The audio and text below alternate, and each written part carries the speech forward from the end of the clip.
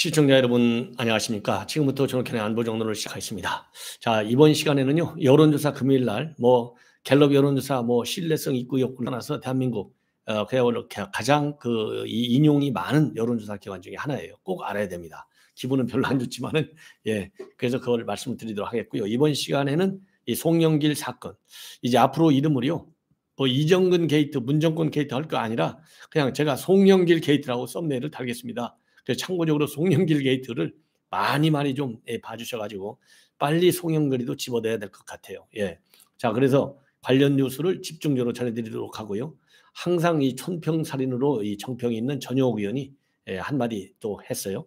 그래서 이 양양자가 이거 검사안박법 통과 안 되면은 한 20-30명 끌려 들어가. 이게 드디어 터졌다. 이런 얘기입니다. 맞는 얘기죠. 자, 그리고 이 시간에도 항상 빠지지 않고 이 댓글을 올려주시는 우리 한민님 정말 고맙습니다. 그리고 박병근님, 인수님도 며칠 쉬시더니 나오셨네요. 김병길님도 반갑고요. 박고탕님, 그 다음에 박병근님 모두 고맙고 감사합니다. 자, 그래서요. 우선 좀 지금 점심 식사 시간인 것 같아요. 12시 32분인데 조금 빠르게 저도 이 방송 빨리 마치고 가서 밥 한 그릇 먹겠습니다. 자, 우선요. 여론조사 내용을 말씀을 드리면 이 갤럽 여론조사인데요. 윤 대통령의 지지율이 위험할 정도로 정말 너무나 많이 빠지고 있어요. 그래서 이 갤럽의 신뢰성도 신뢰성이지만 여하간 지금 빠지고 있습니다. 그래서 이제 지난주에는 약간 올랐어요. 1% 정도 오르고 또 이 어제 NBS에서도 1%가 올랐는데 다시 하락 추세인데요. 하락폭이 너무나 커가지고 이거 갤럽에서 이거 무슨 의도 가지고 떨어뜨린 게 아닌가 할 정도의 이 긍정평가가 무려 4%나 빠졌습니다. 그래서 지난 11월 달 세 번째 주에서 29%를 기록한 이후로 처음으로 20%대를 기록하고 있어요. 27%입니다. 그리고 이 부정평가는요 65%로 또 올라갔습니다. 그래서 이 긍정평가한 사람들도 또 부정평가한 사람들도 전부 외교 문제를 지금 거론하고 있어요. 이 얘기는 결국 뭡니까? 이 외교 문제가 이 보수 진보 즉 이념적으로 완전히 지금 갈라져 있다 이거거든요. 통상적으로 제가 항상 말씀드리지만은 외교 안보 문제에 관해서는 선진국의 경우에 초당적 지지 그리고 활동을 하는데 반해서 우리 대한민국은 문재인 때부터 시작해갖고 완전히 예를 들어서 DJ라든가 그다음에 노무현은요 그래도 국익과 진정한 안보를 생각하면서 외교를 해왔어요. 그렇기 때문에 지금과 같이 인용으로다가 외교 문제에서까지 이렇게 갈기갈기 국민이 두동강 나는 경우는 보지 않았는데 왜냐하면 DJ도 말이죠. 대미관계 얼마나 충실했어요. 그리고 또 이 노무현 대통령도 제주에 해군기지 만들었잖아요. 난리 쳐도. 그리고 노무현 대통령 난리 쳐도 FTA 한미 만들었잖아요. 자, 그런데 문재인은요 무조건하고 이 동맹 외교를 배타시하고 또 이 한일 관계도 완전히 죽창가나 부르고 있고 이러다 보니까 문재인 정권 탓으로 돌릴 수밖에 없어요. 그러다 보니까 외교 문제가 최근 들어서는요 긍정 요인도 되고 부정 요인, 긍정과 부정에서 1등을 차지하고 있어요. 이게 참 큰 문제다. 그리고 또 1등을 긍정평가하는 노조 그 문제 이게 이제 또 영향을 주고 있고요. 부정평가 두 번째는 이제 민생 문제가 차지하고 있습니다. 그래서 이와 관련해 가지고요. 지금 이제 한국갤럽 측에서의 해석을 보면 이렇게 긍부정평가 양쪽에서 일본과 외교 관계가 최상위를 3월 두 번째 주부터 차지하고 있다. 그리고 이번 주는 공통되게 일본 비중이 줄고 외교 관련 언급이 들었는데 이거는 바로 도감청 문제. 그런데 도감청이라고 하면요 용어가 잘못된 거예요. 그냥 도청해야 됩니다. 감청이라고 하는 것은 합법적인 건데 아니 외국 기관이 우리 대한민국을 도청하는데 이게 어떻게 감청이 됩니까? 감청은요 법원에서 영장 받아갖고 하는 게 감청이에요. 그래서 내 도감청과 관련된 정부 대응에 대해서 조금 관련이 있는 것 아니냐 이렇게 갤럽 측에서 공식적으로 해석을 하고 있고요. 그리고 참고로 이렇게 우리 윤 대통령의 지지율이 20%로 떨어진 것과 관련해서 이 박근혜 전 대통령이 이와 비슷한 직무평가를 기록한 시기는 국정 개입 의혹이 증폭되었던 2016년도 10월 셋째 주 그때 긍정이 26, 부정이 64. 그리고 이 문재인 때는요.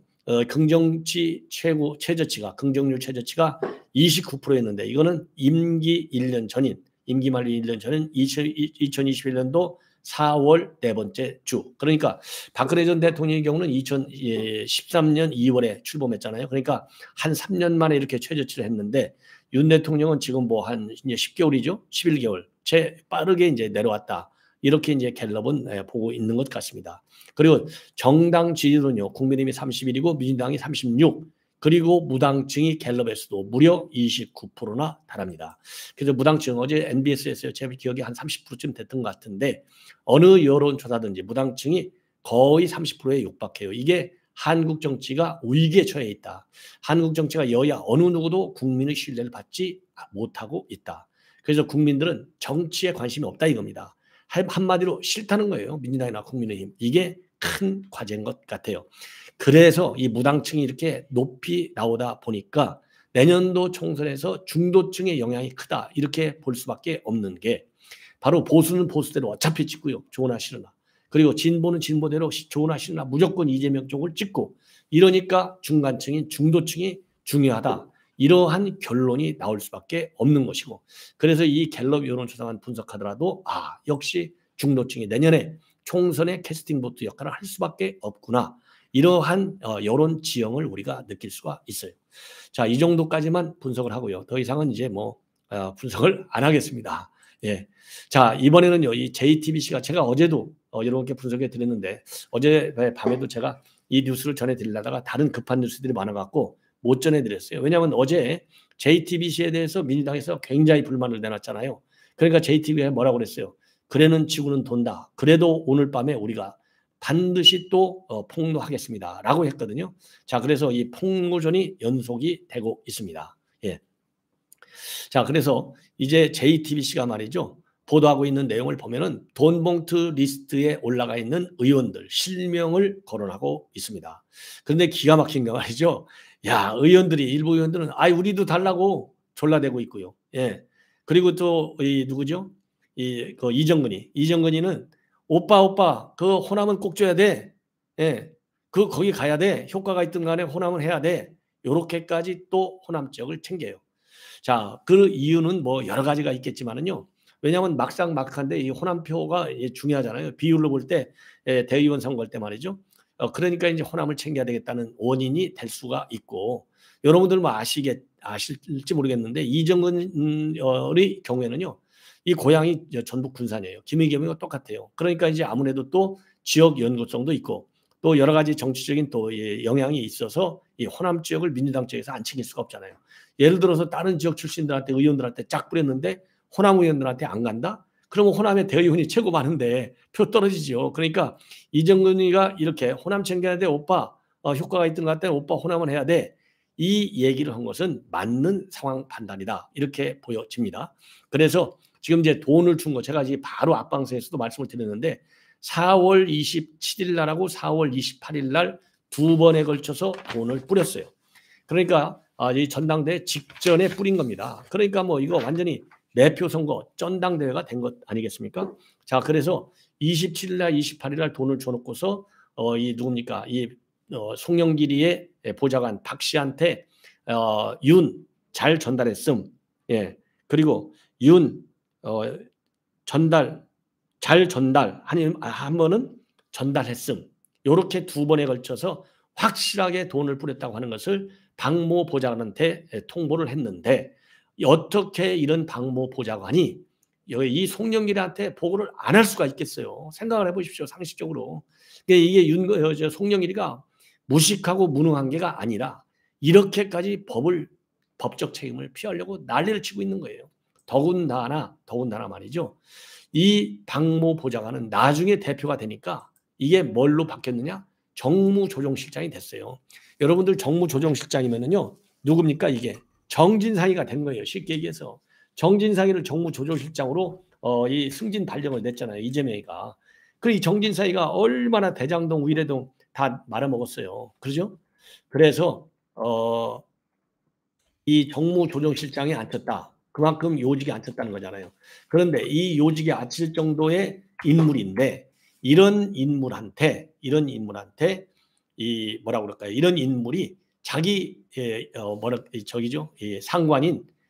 상관인 송영길한테 어떻게 보고를 안 했겠느냐. 이게 도대체 이게 말이나 되는 겁니까? 말이 안 되는 거잖아요. 한마디로 얘기해서. 그래서 이거 송영길이는 거짓말을 하고 있다. 이렇게 볼 수밖에 없어요. 예. 그렇잖아요. 잘 전달했다. 이렇게까지 확실하게 문자를 그것도요. 한 번이 아니고 두 번이나 내놨는데 이거를 모른다. 이게 말이 안 된다 이거죠. 그래서 맨 먼저 10여 명 압수수색 영장을 할 때 이 보좌관, 이 박모 보좌관한테 지금 압수수색을 할 수밖에 없는 그런 상황이 됐던 겁니다. 자, 그래서요. 이 의원들 이제 얘기가 좀 길어졌는데 실명을 거론했어요. 자, 그래서 이제 나는 통화, JTBC가 보도하고 있는 내용을 보면은 21년도 4월 28일 윤관석과 이정근이 나눈 통화인데 전날 받은 봉투가 모자랐다. 더 줘야 할 의원들의 실명을 거론합니다. 윤관석이가요. 이정근하고 통화해서 뭐라고 했냐면 그래서 우리 했던 아무개나 둘은 또 호남이잖아. 이렇게 윤관석이가 얘기해요. 그러니까 이정근이가 윤관석한테 뭐라고 하냐면 거기 해야 돼 오빠. 효과가 있든 없든 오빠 호남은 해야 돼. 이렇게 얘기하는 겁니다. 그래서 애초에 개혁하지 않았던 의원들까지도 돈을 받아간 정황이 포착되게 됐는데 뭐라고 했냐면요. 윤관석이가 이정근한테 이렇게 해요. 나는 인천 지역 의원 둘하고 아무개는 안 주려고 했거든. 근데 얘들이 보더니 또 형님 기왕하는 김에 우리도 주세요. 또 그래가지고 거기서 3개 뺏겼어. 이렇게 얘기를 하는 거예요. 그러니까 누구는 안 줄라 했는데 어차피 하는 거 나한테도 줘 형. 이렇게 하는 바람에 안 줄 수 없었다는 거예요. 예. 그래서 해당 의원들이 요구해서 안 줄 수 없었다는 정황을 윤관석이가 구체적으로 이정은한테 얘기를 하는 거예요. 예. 자, 그 윤관석이는 사무총장 된 거 여러분들 이미 말씀을 드렸잖아요. 예. 그리고 이 윤관석이가 얘기한 인물들은요. 민주당 전대에서 송영길을 도왔던 현역 의원들로 JTBC가 확인을 했고 실제로 돈을 받았으면 이런 사람들 전부 다 형사처벌감이 되는데 이 의원들을 JTBC에서 전화해가지고 전화를 했더니요. 전부 다 부인을 하고 있다고 합니다. 예. 그리고요, 이 돈 봉투 전달은 여의도에 있는 이 중식당에서 했다고 그러니까 뭐 어느 식당인지 여러분들도 뭐 아실 거예요. 정치인들이 많이 가는 여의도 중식당도 아주 큰 데 있잖아요. 예, 거기서 했고요. 그 다음에 이것은 또 뉴스원에서 대대적으로 보도하고 있는 내용인데 돈 봉투는요, 총 90개인 것으로 되어 있고 현역 의원이 이 가운데 20개는요, 현역 의원들 목이었고 최소 10개는 전달됐다. 그리고 전달 액수는 9,400만 원. 그래서요. 이 지금 뉴스원에서 보도하고 있는 내용을 보면은 현역 의원하고요. 당 관계자 70여 명이 연루된 것으로 알려져 있다. 이렇게 지금 이 보도가 나오고 있어요. 그러면은 우선 돈을 뿌린 9명이 누군지 여러분들 궁금하실 거예요. 돈을 뿌린 9명. 9명이 우선 의원으로는 윤관석, 이성만, 그다음에 이정근이가 사무부총장, 강내구가 한국협회장, 한국협회장. 그 다음에는요, 이 강내구까지. 그 다음에 송영길의 보좌관 박모 씨, 정무조정실장. 이 사람은 아직 실명이 안 나왔습니다. 저도 그래서 조심스럽게 직접 실명은 밝히지 않겠고요. 조택상 인천시 정부시장까지는 이미 실명으로 나와 있고 나머지 3명은 누구냐? 대전 구의원이에요. 왜냐하면 강내구가 대전에서 국회의원을 2번 출마했잖아요. 그러니까 대전에 있는 구의원 강모 씨가 있고요. 민주당 관계자가 이 강모 씨하고 허모 씨 이렇게 해서 총 9명이 지금 다 밝혀지고 있습니다. 그리고 돈은요. 이미 여러분께도 말씀을 드린 대로 3갈래로 전달이 됐어요. 3갈래가 누구냐? 현직 의원들이 하나 있고 그 다음에는 권리당원 있고 지역 관계자, 이 캠프 관계자들, 지역본부, 그러니까 이제 지역 상황실장들 이런 사람들이 지금 돈을 이런 사람들한테 돈을 뿌린 거예요. 그래서 총 의원하고 민주당 관계자까지 합치면 뉴스원에서는 70명 정도. 그래서 최고로 많은 게 한 80명까지 상정을 하고 있다. 그래서 27일 날은요. 이 강내구가 직접 3천만 원을 봉투 10개를 담아서 줬는데 이거를 갖다가 이 박 보좌관하고 이정근한테 전달을 했습니다. 그리고 28일 날 이정근이는 이거를 갖다가 의원 10명에게 건네준 것으로 조사 결과 나와 있어요. 그리고 또 윤 의원은요. 강 회장한테 별도로 요청해서 현금 300만 원씩 든 봉투 10개를 추가적으로 받았습니다. 28일 날. 그래서 현직 의원들에게 건네준 돈은 6천만 원으로 지금까지 알려져 있어요. 예. 그리고요. 전국 대의원하고 권리당원용으로는 50만 원씩 30개 봉투가 준비돼서 실제 받아간 인원은 이게 17명으로 그렇게 알려지고 있고 이때 중복 수령을 포함해서 총 1,400만 정도가 건네졌다. 그리고요, 지역 캠프 사무실 상황실장에게 전달된 돈 봉투는 50만 원씩 40개. 예, 그래서요, 2021년도 4월 말에 이 강 회장이 2천만 원을 별도로 마련해 가지고 40명에 달하는 지역과 캠프 사무실에 상황실장에게 50만 원씩 전달했다. 이게 이렇게 이제 자세하게 나오고 있습니다. 자, 이렇게 해서 말이죠. 지금 이제 돈 봉투 사건의 전모가 이제 상당히 많이 폭로가 됐어요. 이런 상황에서 전효욱 의원이 오늘 이 핵폭탄 이 터졌어요. 핵폭탄 이정근 게이트 이렇게 제목하에 더불어봉투당이네 하면서 이 이정근 게이트를 갖다가 논평을 했는데 이거를 보면은요. 이 제목이 말이죠. 더불어봉투당이네 하면서 터졌어요. 핵폭탄 이정근 게이트. 현직 윤관석 민주당 의원을 비롯해서 꼼짝없이 날아갈 의원들을 최소 20-30명은 되겠다라고 이 비판을 날카롭게 비판을 하고 있습니다. 그러면서요.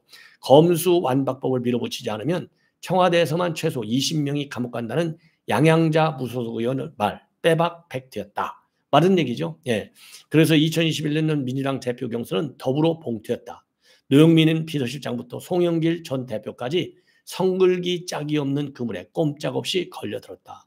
워낙 많이 먹어서 덩치가 커져서인 듯. 그러면서요. 저는 늘 이정근이라는 여자가 수상했는데 도무지 감이 안 되는데 서초 지역구를 갖다가 입안의 알사탕 마냥 물고 있어서다. 이제 그 의문이 풀렸다. 더불어 봉투당 뇌물 창구였다. 그러면서요. 검찰에 출석하며 억울함을 꼭 풀겠다던 그녀. 지은 죄가 있음 잡사범처럼 묵비권을 행사할 것이지. 이정근 변호인 요즘 성추행 고소당한 정철승 변호사니 뭐 정실줄 놓았나 보다. 왜 그러냐면요. 지금 정철승 변호사 지금 이 후배 여성 변호사를 이 성추행했다. 그래서 지금 변협에서도 감사 정직을 시켰고요. 지금 이제 이 여 변호사가 고발했어요. 그런데 정철승 변호사 지금 바로 이어서 보도해 드리겠는데 맞고소를 했습니다. 그러니까 이 지금 성추행에 휘말리다 보니까 이정근 변호인인데 이게 정신 못 차리고 묵비권 행사하라고 했어야 되는데 왜 다 불었냐. 요거를 조롱하고 있는 거예요. 아니면 해봤자 소용없다고 일찌감치 포기했나 보다. 예. 자, 그래서 정철승하고 이정근이를 싸잡아서 비판하고 있는데요. 자, 이 정철승이가요. 지금 조금 전에 서초에 있는 자기 법무법인에서 긴급 브리핑을 열었습니다. 그래서 이 자기를 갖다가 고소한 이 A 변호사를 무고하고 명예훼손 혐의로 맞고소했다 이렇게 밝혔어요. 자, 그러면서 후배 여성 변호사의 가슴을 누르는 거 이거를 갖다 성추행이라고 해서 본인을 고소했는데 이거는 가짜 미투다 이렇게 비판을 하고요. 가슴을 누른 것이 아니라 와인잔을 엎집을까 봐서 팔을 뻗어 잔을 옮겨준 것이다. 피해자가 자신의 손이 특이하다고 먼저 화제를 꺼냈기 때문에 손을 보려고 잡았다. 이렇게 얘기하고 있는데요. 지금 A 여성 변호사는 40살에 보니까 해당 사건 때문에 지금도 정신과 치료를 받고 있다고 하고요. 대한변협에서는요. 이 A씨 여성 변호사와 이 정철승 이 분리 조치 차원에서 현재 정철승이가 감사직에 있는데 변협에 출석하지 말라 금지 통보를 내렸다고 합니다. 자, 그런데요. 이 정철승이는요. 박원순이도 성추행을 하지 않았다. 이렇게 변호다가 잘린 사람이거든요. 그러니까 이 사람은 뭐가 성추행이고 뭐가 가해자고 피해자인지도 모르면서 거짓말하는 사람. 그래서 이번 시간 방송은요. 송영길 이하 모두 거짓말쟁이들 정철승에 이르기까지. 자, 우연히 말이죠. 정철승 제가 이 보도를 준비하고 있었는데 전효욱 의원의 이 논평도 정철승을 했네요. 예. 그래서 정철승이는 여기 가나 저기 가나 참 문제덩어리 변호사가 아닌가 하는 생각이 들고요. 아니 술잔을 이렇게 뭐 안 엎져지게 해주려고 했다가 손이 온 거하고 가슴을 밀었다는 거고 이 뭐라고 그럴까요? 정상적인 사람이 가슴에 손이 오는지 손을 밀었는지 술잔을 이렇게 비껴주는지를 모른다는 게 이게 상식적으로 이게 말이나 될 일입니까? 자, 그래서 이 좌파 인사들은요. 거짓말을 해도 좀 믿어질 만하게 거짓말을 해야 되는데 아예 생짜배기 알거짓말을 하니까 이재명, 송영길한테 다 배운 솜씨가 아닌가 이렇게 생각이 드네요. 시청자 여러분 이것으로 본 방송은 마치고요. 점심 식사 후에 여러분들 찾아뵙도록 하겠습니다. 꼭 구독과 좋아요 그리고 알람을 거듭 부탁드립니다. 대단히 감사합니다.